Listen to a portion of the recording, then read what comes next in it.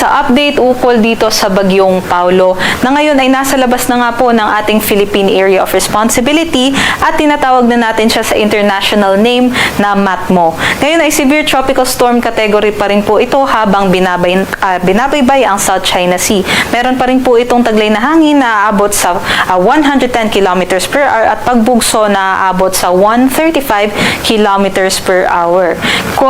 Continue po ito, kumikilos pa rin pa west-northwestward sa bilis na 25 km per hour at sa ating nga pong pagtaya ay pupunta na din po sa may South China area. Before maglandfall, posible pa rin po ito mag-intensify bilang isang typhoon category. At kanina nga pong alas 11 ng umaga ay wala na nga po tayong wind signal na nakataas sa anumang bahagi ng ating bansa dahil malayo na nga po itong si Bagyong Paulo sa ating mga kalupaan.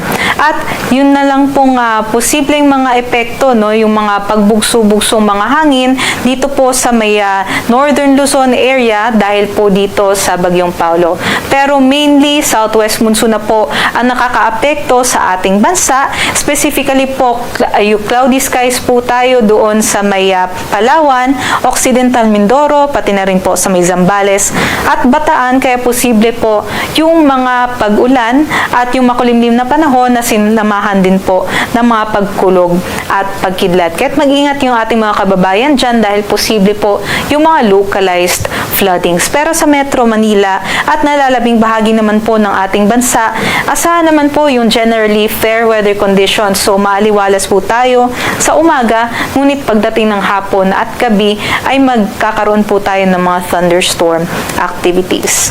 Next naman po natin, ito naman pong tropical depression na nasa labas pa ng ating Philippine Area of Responsibility.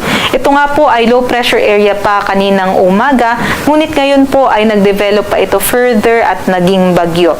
Meron po itong dalawang posibleng senaryo.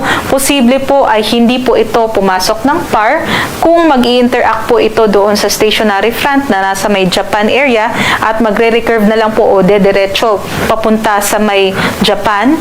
Pangalawang senaryo naman po ay mag-i-interact ito sa may high pressure area naman po dito at hihilahin po nito pababa yung track ng itong bagyo at posibleng pumasok nga ng ating Philippine Area of Responsibility by Monday or Tuesday.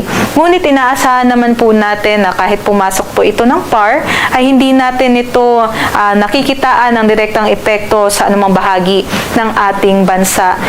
Posible nga po dito lamang po siya sa may northern boundary ng PAR at mag-exit din naman po na hindi po nagbibigay ng direktang epekto sa anumang bahagi ng ating bansa. At ngayon nga po ay minomonitor pa rin po natin ito sa posible pong development at paggalaw po nitong ating bagong bagyo, kaya't magantabay lamang po tayo sa updates.